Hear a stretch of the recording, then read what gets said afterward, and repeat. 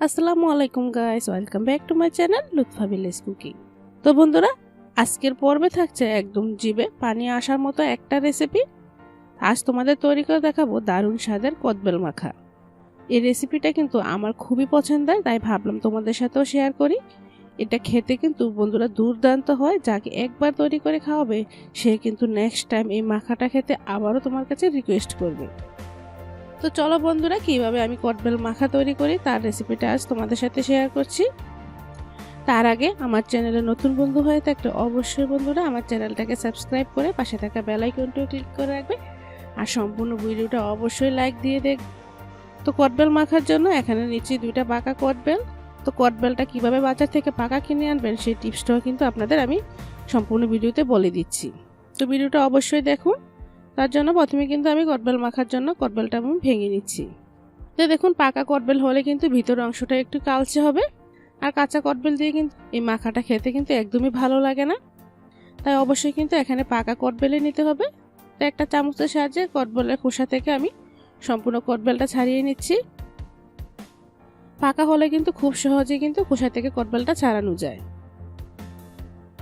তো বন্ধুরা দেখতে পাচ্ছ, 2টা কদবেল কিন্তু আমি খুব ভালো করে ছাড়িয়ে নিয়েছি।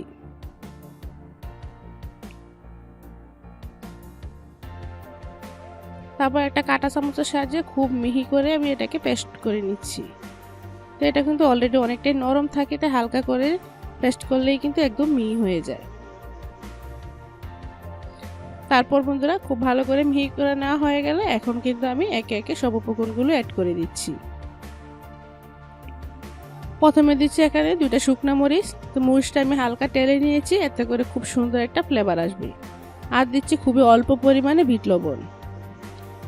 নর্মাল লবণ দিয়ে দিচ্ছি 1/2 চামচ পরিমাণ। টকে কিন্তু লবণের পরিমাণটা একটু বেশিই লাগে। আর দিচ্ছি 1 চামচ পরিমাণ চিনি। দিচ্ছি 1 চামচ ধনেপাতা কুচি। তোমরা চাইলে কিন্তু এখানে চিনিটা স্কিপ করে দিতে পারো, তো চিনিটা দিলে খেতে খুব ভালো লাগে। তো চিনিটা না দিয়ে অনেকে এখানে কিন্তু সরষের তেলও অ্যাড করতে পারো।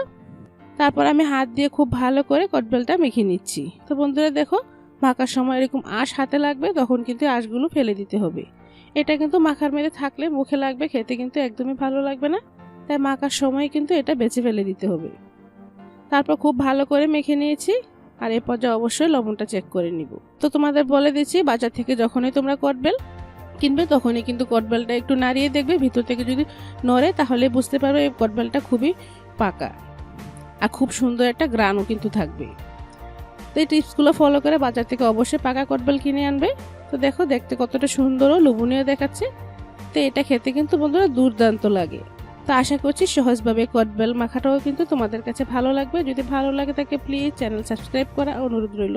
আর যারা ফেসবুক পেজ থেকে দেখছো তারা অবশ্যই আমার পেজটাকে ফলো দিয়ে রাখবে। তো আজ এখানে শেষ করছি। আল্লাহ হাফেজ।